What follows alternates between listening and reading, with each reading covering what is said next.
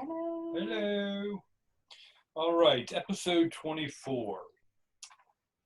Yes, it's been a week since we've done a video.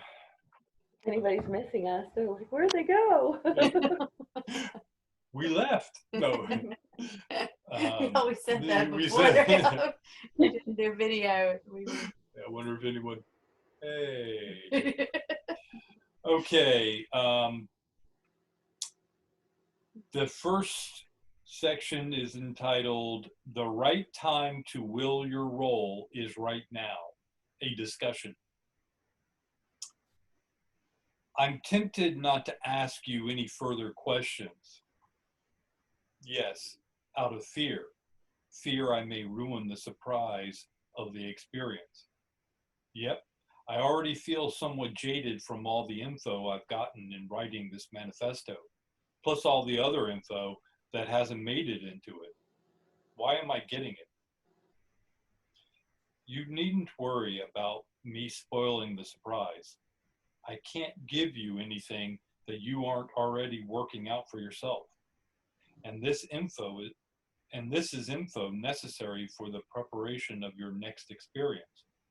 You are summoning this info as surely as if you receive job requirements, and this is what you will want to know before you accept the job.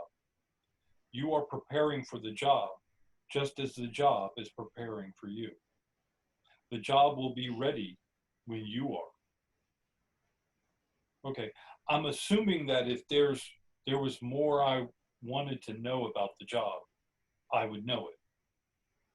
That is correct. Thus far, you've received all that you are open to receive, and you've received a lot. Would you like to review it?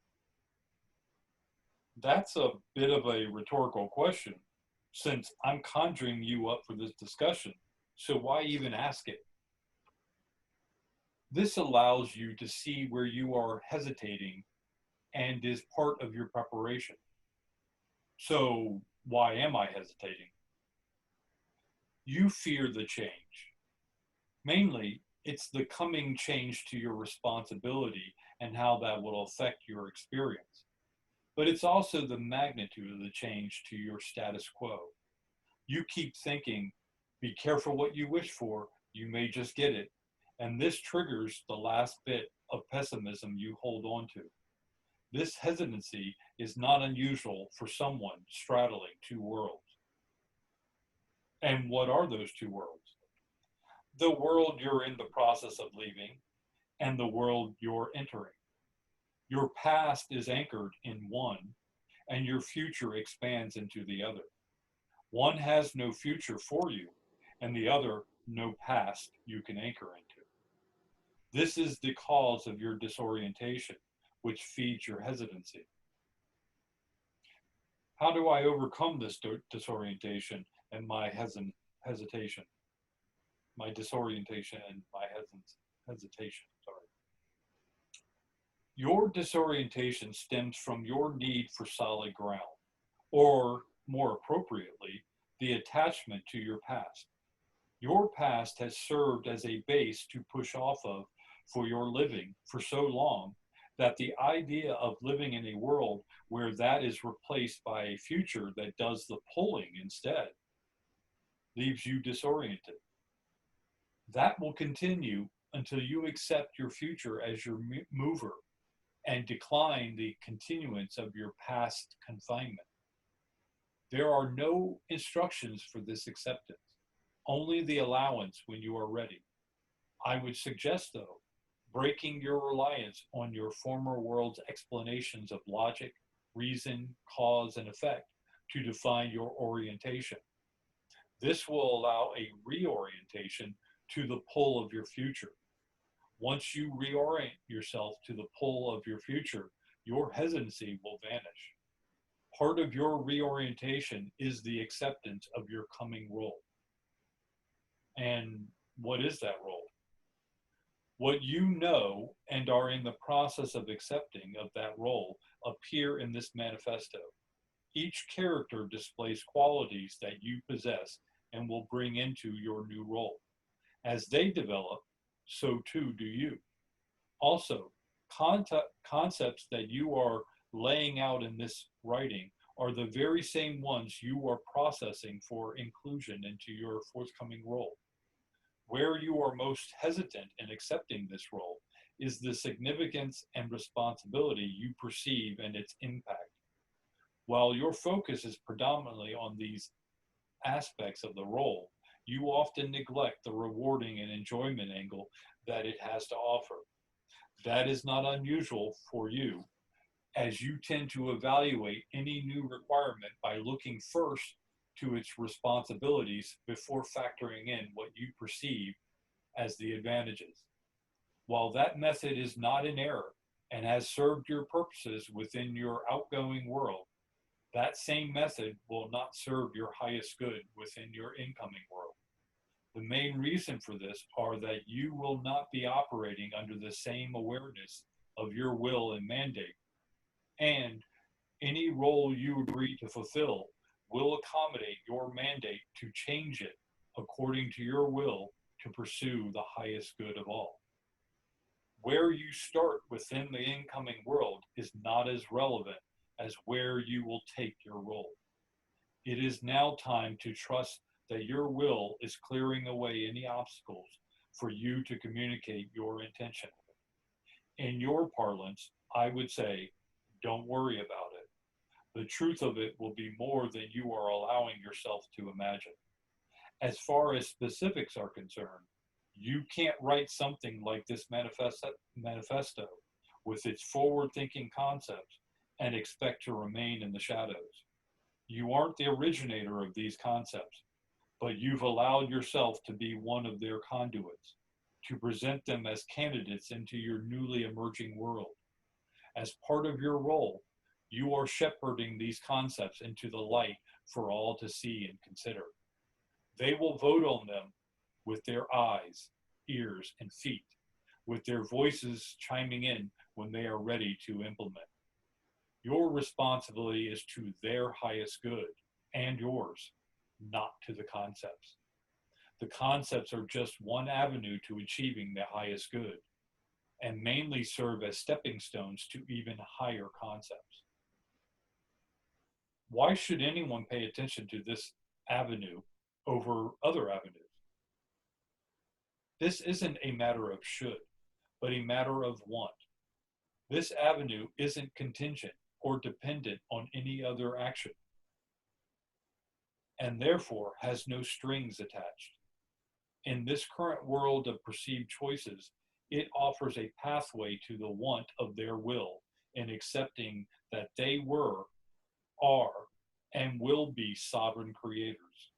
Just as a musical composer of unparalleled creative ability may take time to act in a play as a run-of-the-mill character, that composer can elect to return to music at any time, or choose to act as another character in the play. Ultimately, it is a person's will that will steer that person to their next experience. The avenue you expound on in this manifesto is but one of many, and may represent an offer for the composer to return to music, while other avenues offer other characters for the composer to act out in the play. Whatever decision the composer perceives as having been made, it is thy will that shall be done.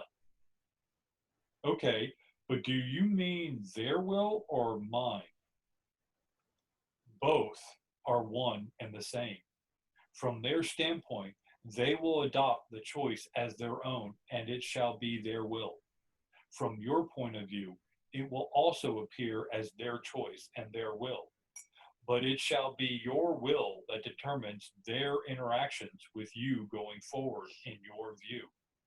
There are supposedly billions on this planet, but you do not interact with them all, only a relatively tiny number. When you are not interacting with them, what are they doing to your world? And what are you doing to their world? Much of what you think you know about your world is what you've been told, with few options to believe otherwise. The world that is emerging breaks this trend and offers many more options to believe otherwise.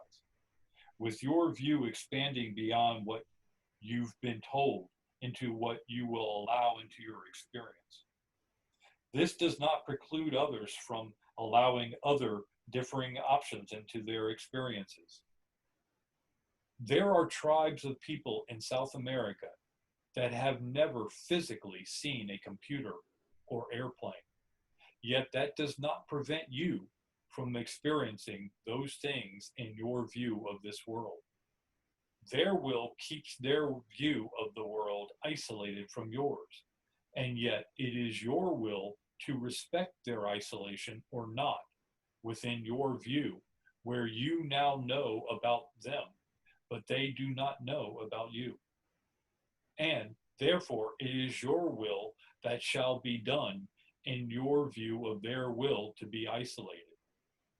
If your will takes you to them, you may change them, but they will also change you in a combination of wills. But it is your will and the changes it causes that you will see in your view. They may also see changes within their view, but those will be in accordance to their will. And your view of those changes will be from your perspective, not theirs. The important point is that it is a combination of wills that would bring you together. But it is also a combination of wills that separate you. How does that affect the role I will play?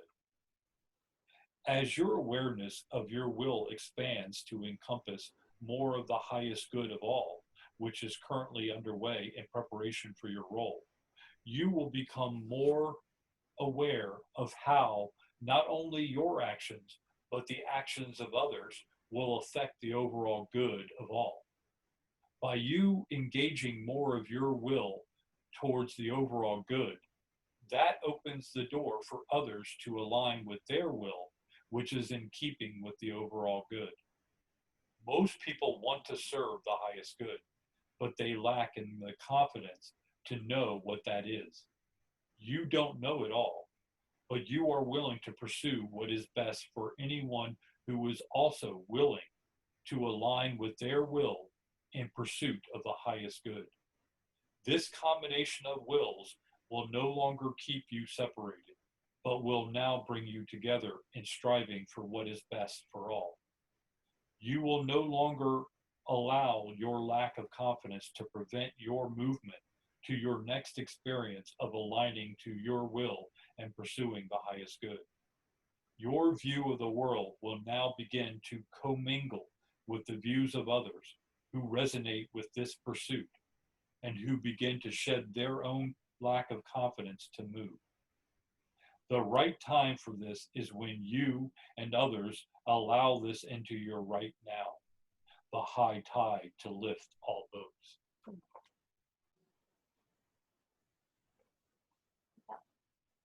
Yeah, that's one that is you I think reading it later Yeah, is you going to gotta- help because it's like That one's deep. You got to go back and read it because it's because it's your will.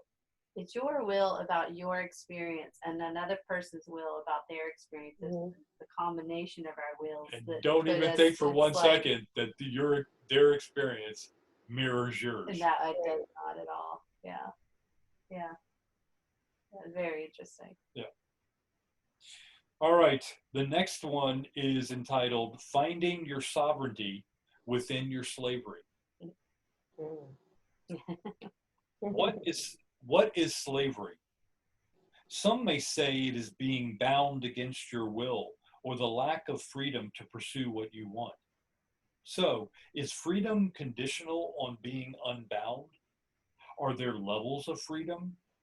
Can you be partially bound and yet be free? What constitutes a restriction to your freedom? Is it something that only another person inflicts on you? Can you be a slave and not know it?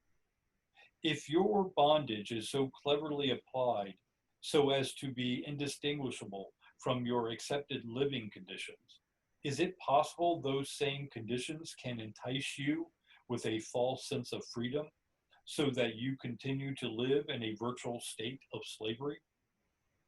Why would slavery be so cleverly installed? Is it because if the conditions of our slavery were so obvious, we would fight them?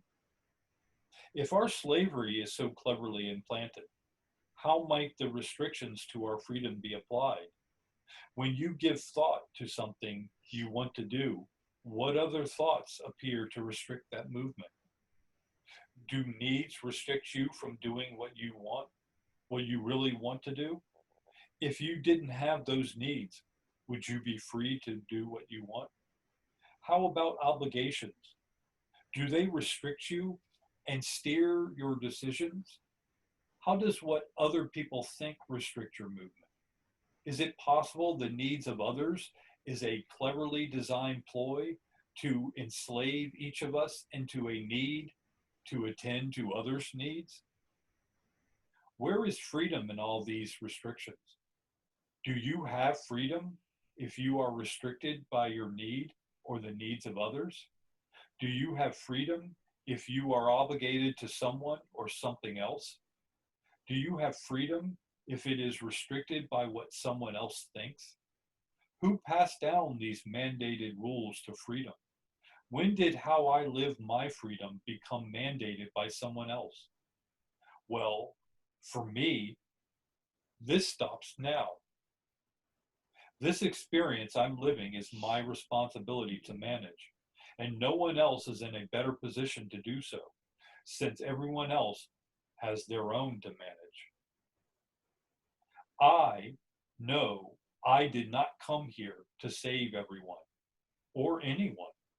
My belief, which is now growing into my truth, is unveiling to me that I was plopped down here with all you other dragon riders to carve out my freedom from within my own slavery.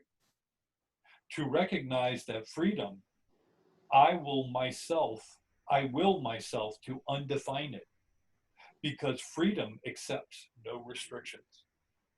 My freedom is the vaccine of my own making to cure me of the ills of this departing world of bondage.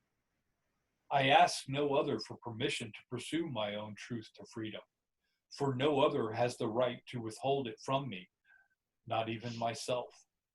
The path that unfolds before me holds no restrictions and summons my courage to accept no lesser fate of disillusion.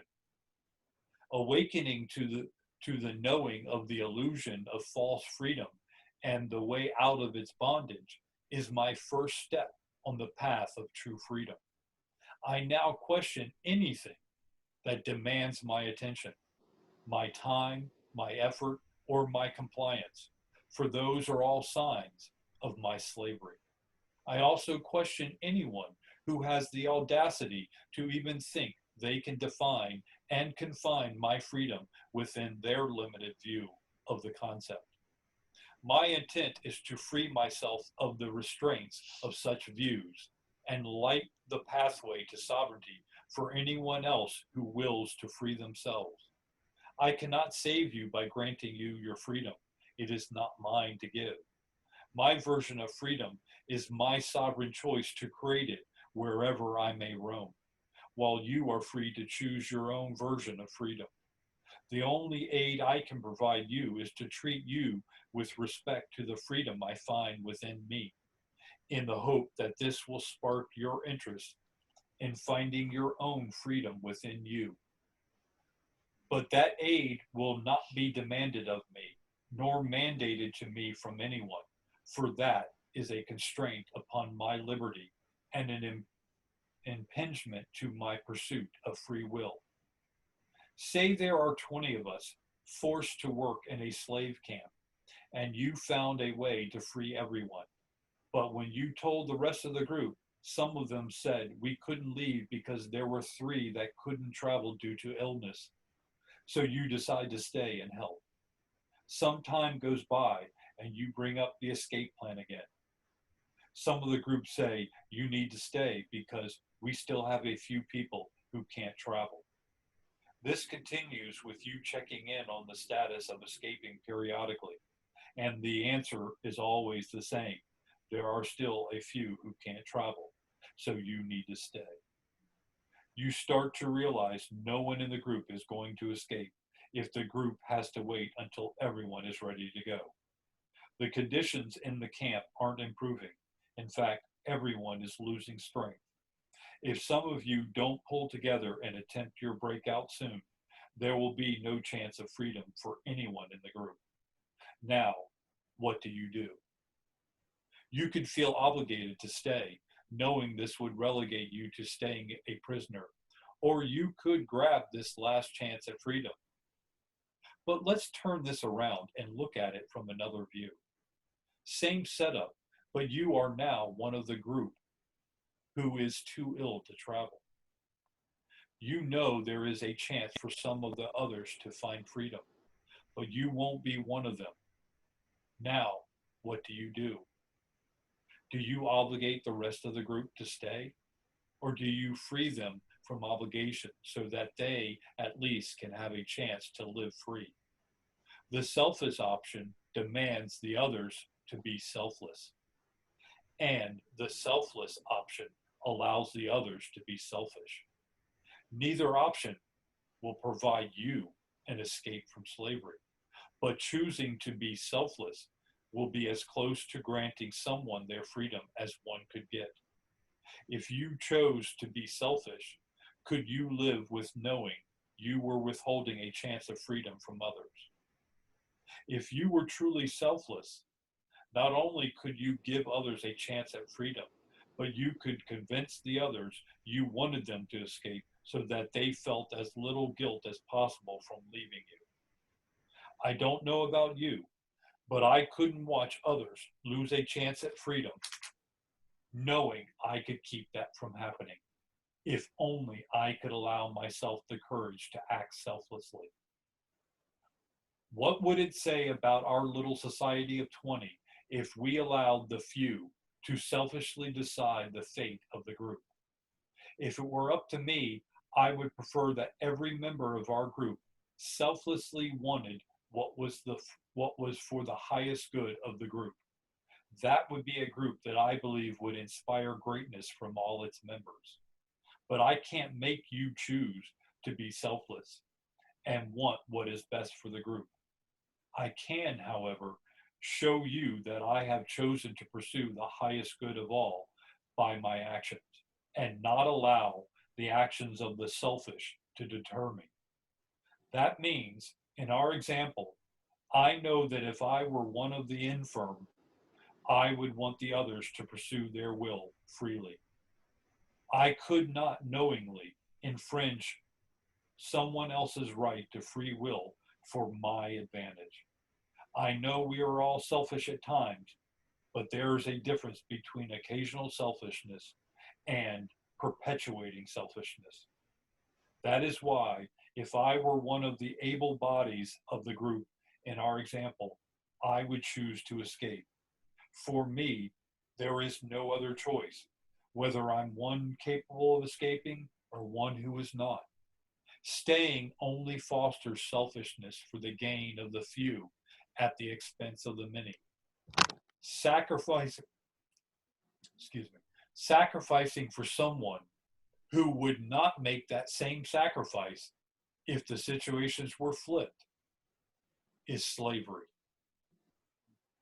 How, you might ask? Slavery isn't just making someone perform physical labor against their will. Slavery is an imbalance to the advantage of a taker and at the disadvantage of another. Slaveholders aren't willing to inconvenience themselves with sacrifice or doing without, so they inconvenience others by forcing their sacrifice through whatever means will work. For slave owners, they inflict their slavery through force. For others who are selfish, they employ coercion to enforce the sacrifice of freedom on others. If someone forces another to do something against their will, that is enslavement, no matter the method used or the reasons for it. In the end, it's one person or group enriching itself at the expense of another. Just because it's been allowed, or that's the way it's always been done, or no one held a gun to their head, does not change the fact that someone's freedom was stolen. And only a taker of someone else's freedom would selfishly offer excuses for doing so. But I'm not here to convince you or anyone else. I'm merely working through these concepts to understand what is occurring and what is coming. My spidey senses are telling me that the topic of slavery and the true meaning of freedom will soon be blowing up the airwaves. This is not surprising considering the imbalance that has been accruing from the indentured servitude of humanity by our supposed leaders over the years. The balance is coming due on the double standard of living between the haves of freedom and the have-nots of slavery. We may not all know it yet, but we're developing a true appreciation of freedom by living without it.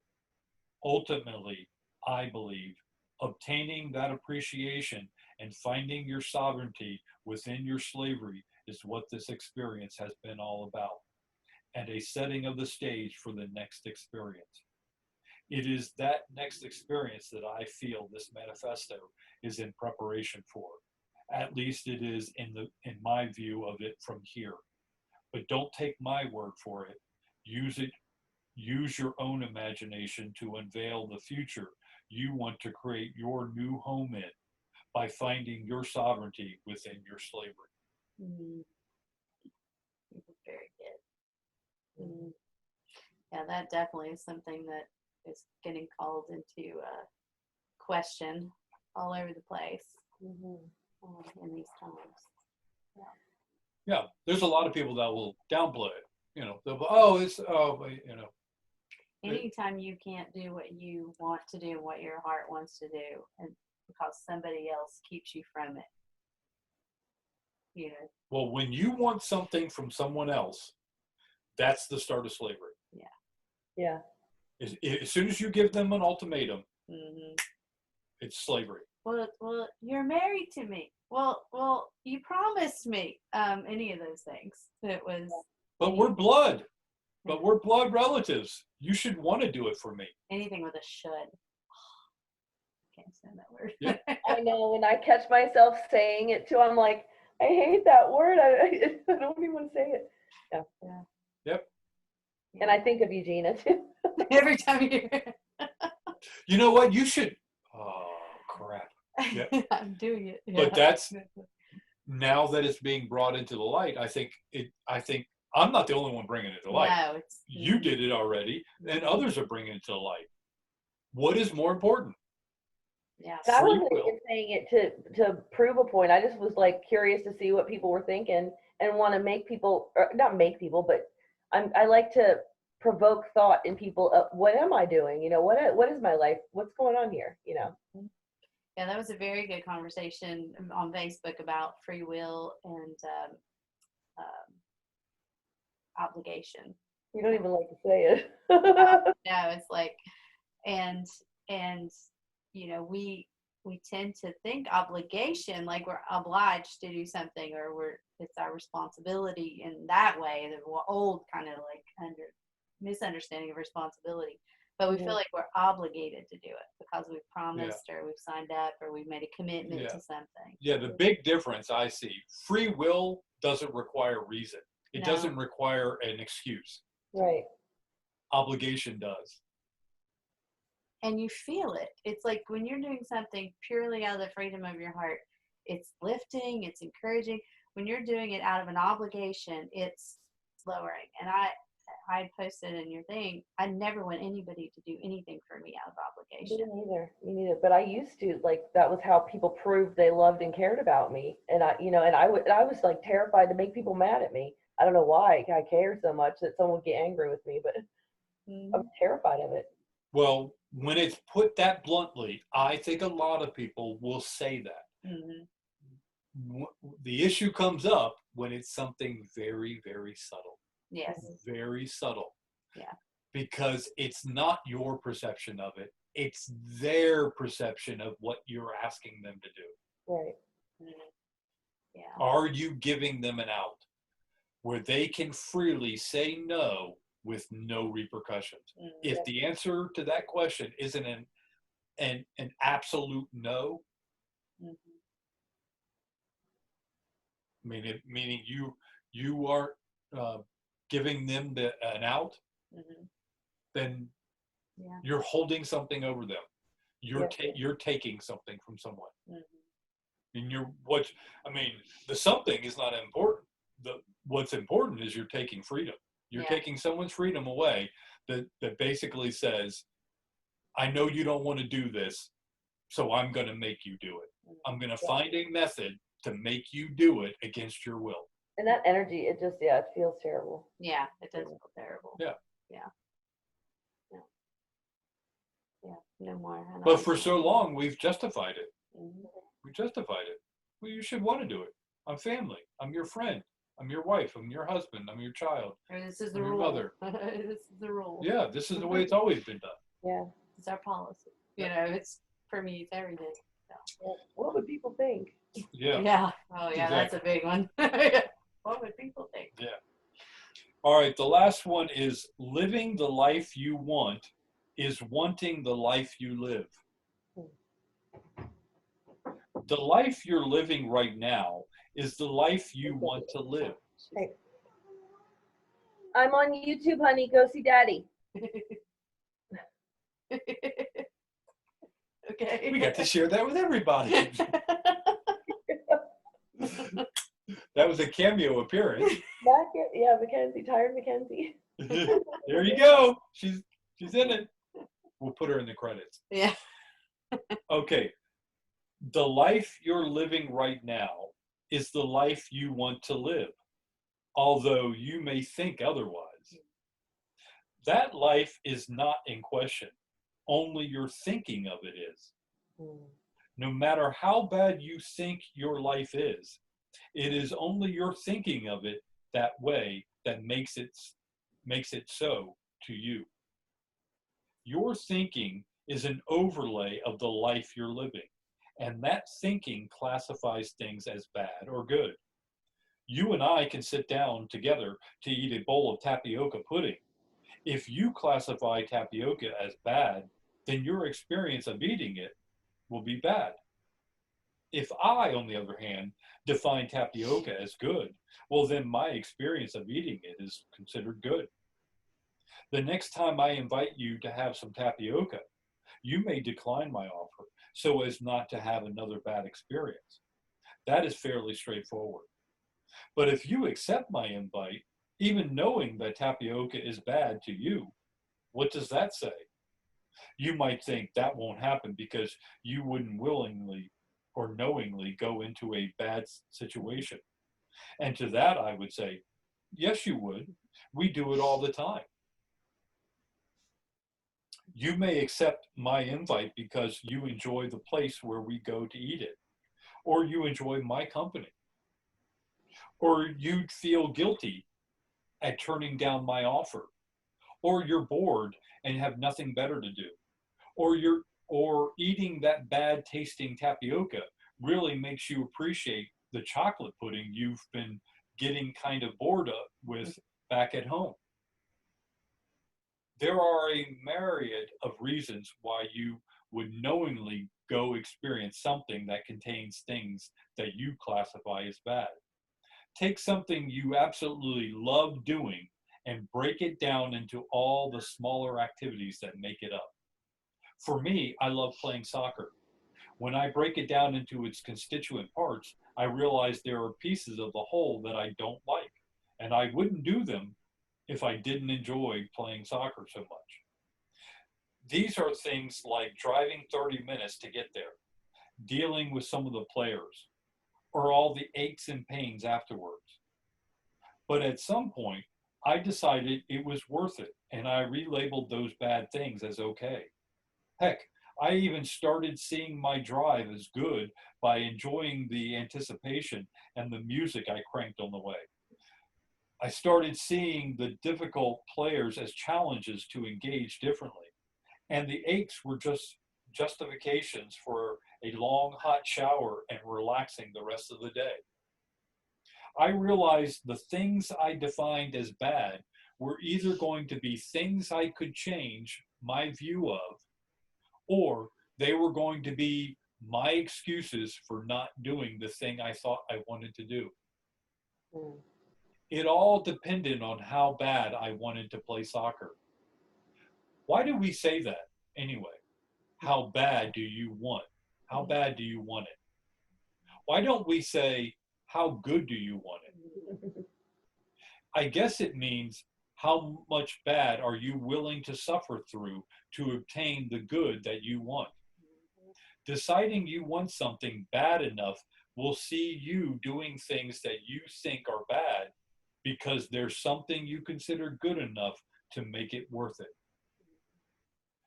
Where we can help ourselves is in using our imagination to come up with ways of achieving what we consider good without suffering through the bad. This puts the highlight on our suffering, or our inability to imagine seeing ourselves experiencing good without experiencing suffering. Why would someone willingly allow themselves to suffer? Has suffering become an absolution to granting ourselves something we want or something we did in our past? Is it possible you're living the life you think you deserve and suffering is your penance? What if that kind of thinking is what imprisons you and it was given to you for you to overcome? All it requires is for you to forgive yourself. Let's say it's that simple, but the actual act of forgiving yourself seems so foreign to you, or you just can't bring yourself to do it for yourself. But what if this is all that's keeping you from trading in the life you think you deserve for the life you want? Even with that possibility, you still won't or can't find the forgiveness to release yourself from your suffering. What if someone else was willing to offer you some of their forgiving energy? Would you be willing to accept it? Well, I don't know what your answer is, but just in case it was at least a maybe, I'm going to offer some of mine. I do this only with your permission and only on your behalf. With that intent, I forgive you for the cause of your suffering and release you to live the life you want and to want the life you live. Now, will you do the same for me? Very good. Yes. Yes. It's the start of forgiveness. We all need to forgive each other and ourselves. And ourselves, yeah. It's got to start with you, because how can you give somebody something you don't have? Can't. But somebody can go first. I went first. What? What? You're laughing. You're laughing at me. Why are you laughing at me?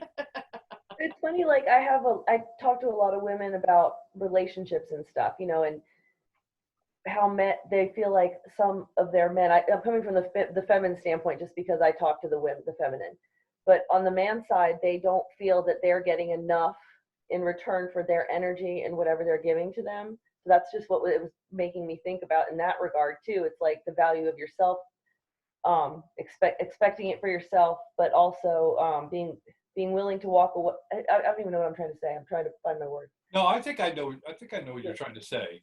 It's wanting from another what you can't give to yourself. Yeah. If you can't give it to yourself, why would you think that someone else is going to give it to you? They're seeing you not giving it to yourself. So they're following your lead. Yeah. So give it to yourself first and watch it multiply outside you. Yes, exactly. And then because a lot of times they'll be like, well, I've left gifts, didn't even ask me to, and I do. I'm like, do you hear what you're saying? Like, they don't ask you to do that, and you're doing it for them, and then you think that they're going to do it for you in return, but why don't you just get yourself a gift? And then just like a middleman. Yeah, exactly. Because then you're trying to buy love in whatever buy, Right. whether it's gifts or whether it's things that you do for them or you're trying to buy it versus, if it's something that you need, like you were saying, give it to yourself first, and then if they want to give it to you, they It's will. a feeling that you really need to find within that you're trying to get someone else to give to you. Mm-hmm. Right. And And you're there's mad an at them ultimate. when they don't do it. Right. And there's an ultimatum in there. Yeah. Yeah. Give me this or I'm going to be upset. Yeah. And I'm sorry, but you're going to be Yeah. going to be suffering. You're going to be in suffering. Mm-hmm. Yeah, exactly. So that's where you need to forgive yourself. You need to forgive yourself for making that come about, and release it, so you don't keep looking for someone else to give you something you're not giving yourself. Yeah. It's most all of us have done it. Every one of us does it. What are you talking about? Yes, Yeah. I live that way. I didn't want to With scare all you. obligations. There was one person out there, but yes. We're all stuck in all need. do it. We're all stuck in need. We always say we need things. So we need love. We need this, whenever. When in fact, your love's inside you. You share it out there, and people share it with you. But if you require it, well, you just put a block on it. Yep. Yeah. And if you're full of it yourself, the love, and you're sharing it. I am full of it. And you're sharing it with others, and they don't take it. It's not a reflection on you. It's very much, there's so much about it that's, it's a reflection on how much they're going to take. How much they love themselves is how much they'll allow you to love them. Exactly. I mean, I've seen it people all over the place. No matter how much you try, they can't see the things that you're doing, because their heart is not letting them see it. Or I should say, their head is blocking their heart from being able to. Or you've got someone coming from a place of, I love this, I'm giving you this out of love, but they're like, no, that doesn't feel like love to me. That feels like obligation. That feels like scary. So no, I don't like that gift. That's, to me, like, this person it's a gift, this person it's a total insult, so. Yeah. And that's the wills, right? So that goes back to your will and their will, and what kind of exchange is it and how people see things. It's very much individually driven, and how the perspective and you were talking about the things you in that one section where it was the things you love, like soccer, and how we see things that we don't like, or the bad things along the way. We can focus on them and complain about all of them, or we can try to recognize a different perspective of them. Like, I like to travel internationally. I don't like to go to the airport. I don't like to go through passport control. I mean, I can sit and name, but I love the experience. So, if I can get my mind right, like, around going and get a perspective about it, then I don't dread, those parts that I don't like. I make them all interesting. Well, and then when you look back at the memory, how much of those dreaded points do you really think about anyway? They're like blips that they don't even really matter to the story at that point. The only ones are the ones that are exceptional, like, then they end up being funny. Those are just stories that you tell that it was a collective, experience or adventure. But yeah, I don't tell about all the mundane stuff. And oftentimes, it's never as bad as you're thinking of it. No. Yeah. So you're just, to me, I'm equating myself. I'm either going to use those things and change me, because I'm not changing them. I'm changing me in relation to them, so that I can get beyond them to enjoy the thing I want. Or I'm going to use it as an excuse why I can't have what I want.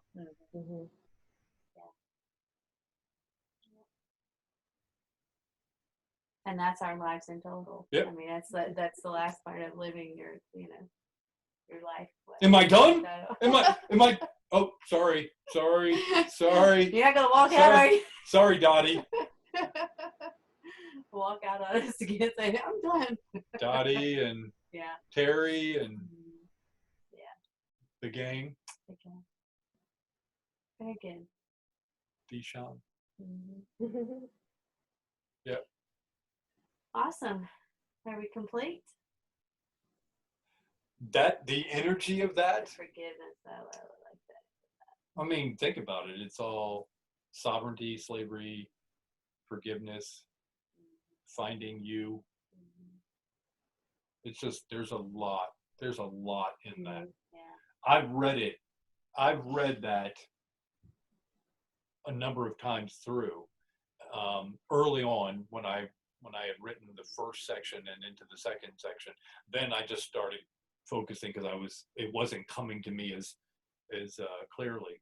So I hadn't read it, the first section, for quite a while, and then till last night, and I read it. I went back, wow, I felt like a different person since I had read it last. Because I had been writing the forgiveness piece and all that other, and I was like, I'm in the process of doing all those things. Yeah. And I just reading it now, it feels like that was months ago.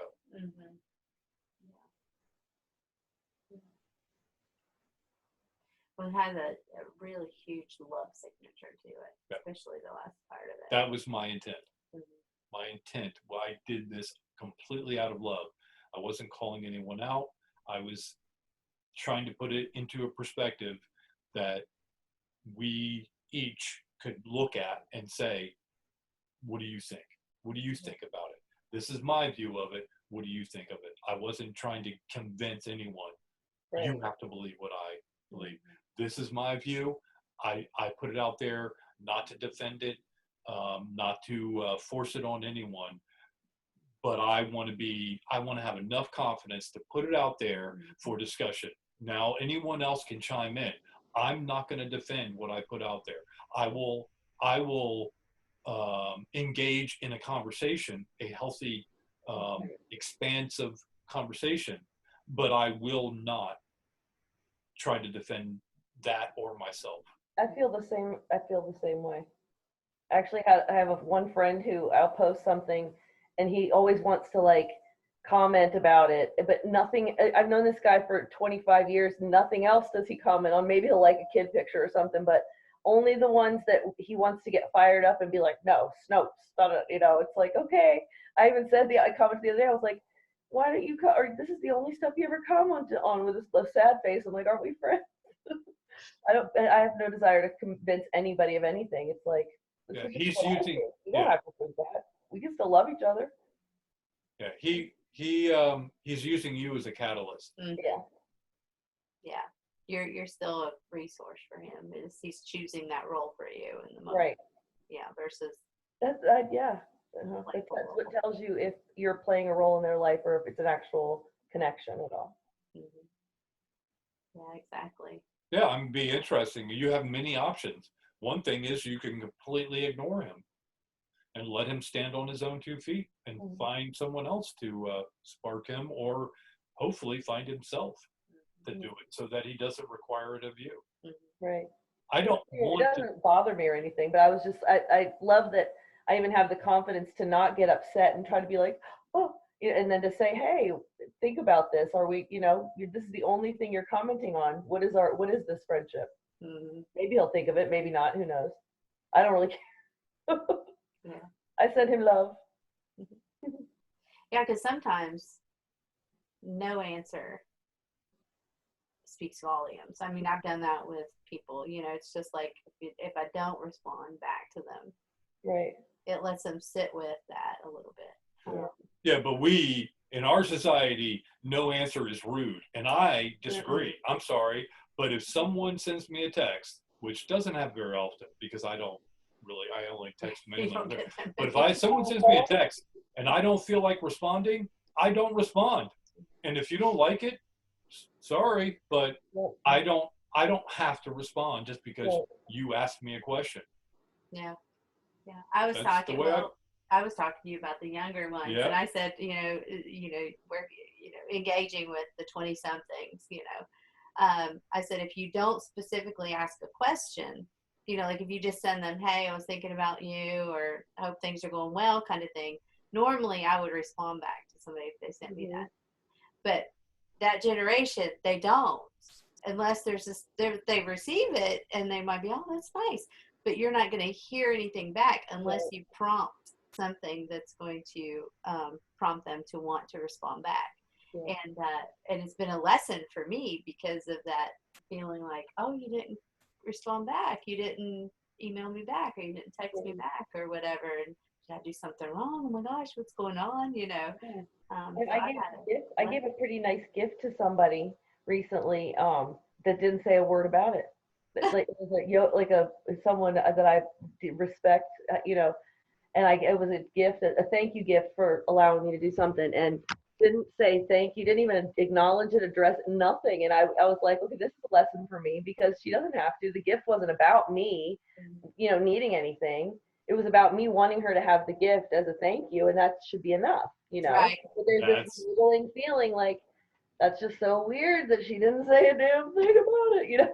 But you're the one, in your Mm-hmm. view, you're the one that is manifesting that. Yeah. So that To you teach can you that. see what does it mean to you. Yeah. And this particular teacher does a lot of that for me. So I'm not surprised. No, me neither. Yeah, exactly. You're going to do whatever you're going to do with it. Yeah. You can make it healthy and expansive for you, or you can decide to let it tie you up in knots. Yeah. And not where I'm never buying her another gift again. Yeah, exactly. We have a choice. It I goes don't- back into how you perceive things. Well, I don't want to keep giving my power away to other Mhm. people. Mm-mm. So all someone has to do, if I text someone and all they have to do is not respond and I get angry, man, they've got a lot of power over me. Exactly. Yeah. Yes. Mm-hmm. Exactly. They didn't even say anything and I got all bent out of shape. Yeah. Nope, not going to happen in my view anymore. Someone says, oh, well, you need to do this because of your obligation. I'm saying, show me that's where I signed that contract. And even then, I'm sorry, but I've canceled all contracts. So I have no obligations. Anyone who tells me I have an obligation, they don't know me. They don't know me at all. Did you see that thing I posted? It was that show from Parks and Rec, Ron, and he's like talking to a cop. He's like, I have a permit. And the cop opens a piece of paper, just says, I can do whatever I want. Ron. There we go. But I have a contract. That was so good. I loved it. Oh, good. Yeah, the thing is that if we don't learn these things, learn to allow these things into our knowing, when are you going to be able to stand on your own 2 feet? Right. Yeah. Maybe some people like being dependent on others. I do not. Me neither. Because I don't want to do that to them, and I don't want to do that to me. Well, we've talked about that. We're so entangled because we assume so much. Yes. With things. I mean, even the scenario with the 20 people and the ones hanging back. How many people were the ones who were healthy and could leave think, oh, I don't want to, leave them behind because then they're going to think poorly of me and da da da, Yep. Whereas the ones who were infirms, they were like, they don't want you to stay. They want you to go. How many times we've done that with each other. When we first got together, it was like we got in each other's way because it was like, well, I didn't want you to think I was being rude. Well, I didn't want you to think I was being right. So we were courtesing ourselves to death. Oh, so it's like, let's just talk about it. And so there's so many things in our relationships and our families and stuff like that. Well, we don't just state it. We're afraid to state it or ask the question. Yeah. And we do things that the other person wouldn't want us to do because we think that they would want us to do that. And I was scared to death to have a face-to-face conversation. Now I'm like, okay, quickest point A to B. Let's just get this done. I don't have time for the fluff. You go. Take out the fluff. Yeah. I watched this customer service video years ago, 25 years ago. And they were it was the best video ever about working. Just talking about how you don't need to tell a story when you're getting work. It's like, just get to the point. Just use what the things you need to say. You don't need to talk about all this other stuff. I was like, that is such good advice. Well, yeah, but see, people use that. unless you're doing sales technique. People use that to do some kind of atonement inside, or they're trying to get you engaged or what. It's like our neighbor. Oh, yeah. She comes over and asks for help Yeah. with an idea about how to deal with her backyard, because she's trimming all these trees, and she's got some brush and everything, ground brush and everything, and she wants to get all that out there. And I came because I used to do that kind of work, and so I was telling her, and she started talking about, she started like pushing back and yeah, started giving wetlands rationale, and it's like, and all this, and I'm like, where are you going with that? yeah, where are you going? And she, every time I made a suggestion, she had some counter to it that didn't even directly relate to it. I was like, she was talking about other people's waterways on their property, and I'm like, Yeah. but this is your property. I said, this is your property right here. There's some little runoffs right there. You can see them. Just don't block them.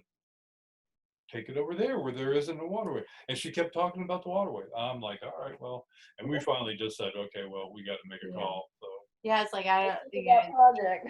yeah, not sure what the role was that she was wanting us to play, but yeah, it was like, yeah, very. I wish her well. I mean, I tried to help. Yeah. And but I think she was kind of doing the kind of waffle, like she didn't really. He wants this, but really, that's not what she wanted. She wanted something else that I don't know. She wasn't. She wasn't clear on what it was. So it was like she didn't get it because she wasn't willing to ask it. Maybe she just needed some kind of human like sparring, because she's been away from people too long. She just needed to talk it out with somebody. Well, it's like people that want something from you, but they don't want to ask you, and they dance all around it, and it's just like, why don't you just ask? You know. Not only that, they're taking up your time or your energy or whatever in that moment. It's like, come on. It's like they're so afraid you're going to say no, or they're so, it's just like, why don't you just ask and hear yes or no, and then you know what to do. I've gotten to where she'll be talking for 30 seconds, and I'll just stop her and go, hold up. You've lost me, okay? I don't know what you're asking me. I don't know what I should be thinking. So if you continue, I'm just going to nod, okay? It's like, it does me that way. Because I don't know where you're going. I don't know what you want from me. Yeah. And then she goes, okay, let me find the words. And I'm like, all right. Yeah. I'm not trying to be mean. I'm actually, instead of letting her just ramble on and on and on and on, letting her think that I'm with her, I stop her and I would rather know that you're not listening. So some people might call that rude, and that's in your view, but in my view, I do it out of respect. So, all right. I forgive you. Thank you. And let you be who it is you're going to be. Oh, shoot. Live the life I want and want the life I live. Absolutely. I mean, that's what we're all trying to get to, right? Is to live the life you want and want the life you live. Yes. That's ultimately what we're trying to get to. That's it. What's keeping you from there? Most people, it's some kind of suffering, some kind of atonement, penance that you feel you have to do for some grievance that you think you did way back when, maybe even in another life. Yep. So that's what my offer of forgiveness was about. I don't know what it is. I have no idea, but I can access my own forgiveness energy and offer it up, and then you apply it in your own life the way it works for you. Yeah. That's right. That's forgiving yourself. That's the hardest one, and it needs to be the first one. Because you until you forgive yourself, you don't truly forgive others. You think you do, but you don't. Same with judgment too. If you judge others, you judge yourself harshest. You have to stop judging yourself first. That makes everything else easier. Everything, I guess, starts to do. Well, everything going out there is what's going on inside you anyway. So you get to see it and understand it. If you see you have a hard time, or people tell you have a hard time forgiving people, that's because it's inside. You can't forgive yourself. Yeah. So you project it onto others. I've never had a hard time forgiving anybody. I don't know. That's the one thing I've always been real easy with. Forgiveness. Yeah. Well, to me, it makes sense. You know, you want to clear that away. You don't want that as a block. But we don't always live our lives with reason. And other times it's other hidden things that keep pulling that in, and it's trying to get empathetically sense what their blocks are. Because there have been times where she's talked to me about something, and I stopped her and I said, "Oh, wait a minute! Totally see it. I know what you're talking about, but that's not what you're projecting to me. What you're projecting to me is something that happened another day."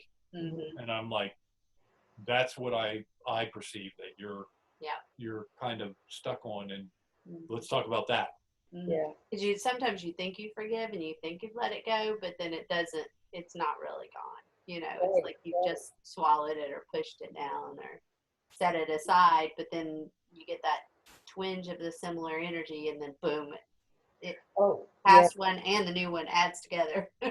I had that a lot with like my ex-husband, you know, where I forgive you, but then if you do something wrong, I'm going to be like, hey, you know, recall it. Yeah. Yes. Yeah, don't make me recall that. Even now, well, now not so much, like a year ago or so, it'd be like, I've forgiven you, but if you trigger me, I'm going to be so mad because it's like, I forgave you. What are you doing? That's funny. Is that what you call forgiveness? That's Jenny's version of forgiveness. It's forgive but don't forget. Yeah. Then you got to forget too, I think, a little bit. Well, a lot of it. I forget anyway. Well, forgiveness is not the priority objective of it is not for the person you're forgiving. It's for yourself so that you can move beyond it and release it. So, yes, it may help them along, but how many people have we forgiven who can't forgive themselves? So, your forgiveness doesn't really hold anyone up. Yeah, it just cuts your cord to the situation so that you can energetically move away from it. Yeah, because you can't control whether they're going to continue to beat themselves up over it. Right. Even if you forgive them, they may not forgive themselves for it. So, yeah, it very much is for you. Yeah. Well, I think we're going to start these topics right here. We know they're already out there, the energies of them. Maybe not the exact words, but the energies of forgiveness, slavery, finding your role. Because everyone, what is coming, there is a role that is customized just for you. And you are in the process of customizing yourself for that role.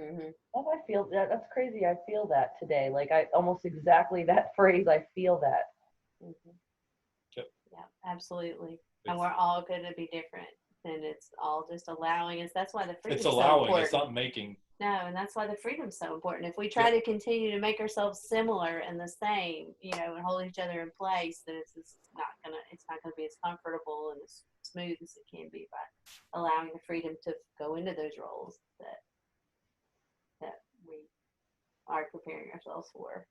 Yeah, we're all gonna be different. Yep, this is all about allowing. Absolutely. It's not about making something happen. It's about allowing things to come to you, because we're in the energy where things are now coming to us because we're pulling more on our manifestation abilities of allowing. But pay attention, because everything around you is a symbol, is some kind of sign to you about how to deal with it, or there's something that's going on inside you. Today on the way driving, I had 7 sevens in front of me. There was a tag with 3 sevens, and then the one right next to it stopped. It was 4 sevens. And I asked sign, and I just love playing when I'm driving around. I get them all the time, but it was just like blatant. Like, okay. Exactly. Yep. I think lots of people I think everyone's getting synchronicities, Yeah. whether or not they're aware of them and they can see them because they're opening themselves to them. But I mean, I get so many now that I don't even. We can't keep up. We with can't keep up. them We still will mention, oh, look, it's 7:55 or this, or we do that. Yeah. We I do think that those, occasionally. like 7 sevens. I don't get something like that very often. Like Yeah, that. That was a standout one. I'll see a 333, a 222 here and there, and like certain initials or birthdays or whatever. But this was like 2 separate vehicles, like right there. Like it was a blatant. It was almost like I set it up for myself so that I would see it. That's the energy I got. Like, you did this so that you would see this and be like, like that we're working together now. We've got this going on. Kind of like when you say, if I was planning this, I would do it this way. And I've actually said that a number of times. I said, you know what? If I wasn't me, but say I was outside and I was planning this is how I would do it. I would send myself little notes, little synchronicities to go, Yeah. good job, man, I'm here.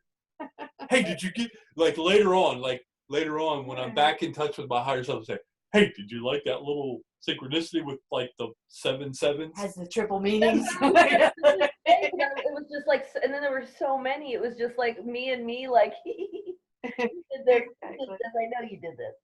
Yeah, absolutely. Enjoy those. Yeah. Yep. I think that's, I mean, I think it's very healthy to look at it that way, to say, somehow I had to have been involved to set up my life to be the way it is. That doesn't mean it's all going to be cherries and unicorns, but because that right there, think about it. If you had, the way we were, if you got everything you wanted, think about how you would have spoiled yourself. Oh yeah. Well, you see kids that are raised when they get everything they want. What we're adapting to is to be able to have all those things that would have spoiled you and not spoiled you. Right. Change you. Yeah. Right. So you could still want to expand your mind. Because if you're too busy, all the things out there that I can do and whatever, and you're so locked into that you don't take the time to expand yourself. That to me would not be an expansive life. No. I feel like it's almost, you don't get all the things until the things don't really matter anymore. What did I say? Yes, that's what we say. I said that. I've been saying that for a while. Yeah. I felt like I was going to start directly manifesting when I didn't really care if I directly manifested. Like when it's like, oh well. Well, the other day we were talking about this, and I said, well, it's people that try to have a baby, and then they give up trying to have a baby, and then they get pregnant, or they're trying to, it's like the minute that you just kind of let it go, just let it go to the universe, and it comes back around. The universe said, I was just waiting for you to put the phone down. It's like with your writing, when you get blocked, they're waiting for you, and then it's like flows once you get out of your own way when you're doing writing, like you said. Oh, I'm absolutely the bottleneck, and I know it, but I don't beat myself up about it. I'm trying to find. When the writing's flowing, everything's good. When it starts hitting, the first thing I'm doing is going, okay, how am I cutting myself off? All right, maybe I need to find something relaxing to take my mind off it. And so I'm in search when I don't feel the flow, I'm in search of, all right, what's something I can do to get me in the flow. I've even gone, I wasn't going to cut the grass today, but I'm going to go cut the grass because I'm thinking that might get out there and walk around on the earth. Yeah. Yeah. Whatever you think might do it, probably will. Yeah, exactly. That's funny you say that. Just thought of that today. Charlotte, she's grouchy. She's my 11-year-old, almost 12-year-old. And my 6-year-old, Mackenzie, she said to Charlotte, she's like, why don't you just go put it into the ground? Just go outside and put that into the ground. Wow. Wow. Very good. It's such a proud mommy moment. Yeah. We go out and put our feet in the ground, and ground ourselves, but I've never talked to them about doing that. It was really good. I was like, that's a great. These kids know Yeah, the younger kids, especially the really young ones, I think innately they have this knowledge and they just need to find the words. Yeah. They have the concepts. Yeah. Mm-hmm. And it just seems like, well, too, finding the words, he's like, blah, blah, blah, blah, blah, and it's like, what are you saying? I want to know what you're saying. It's all gobbledygook sentences now. exactly. God, if you could just understand it, it might be the secrets to the universe. Exactly. What did Tesla say? What? Like, I'm finally here and I have so much to tell you. No problem. Like, blah, blah, blah. And it All comes right. out like that. We have to hurry up and teach this child English. Or learn telepathy ourselves. Yeah, one or the other. All right, cool. Are we complete? I think we are Yeah, complete. that was fun. Yeah, late party Friday night. Absolutely. Yeah. All right. Bye, everybody. Bye, guys.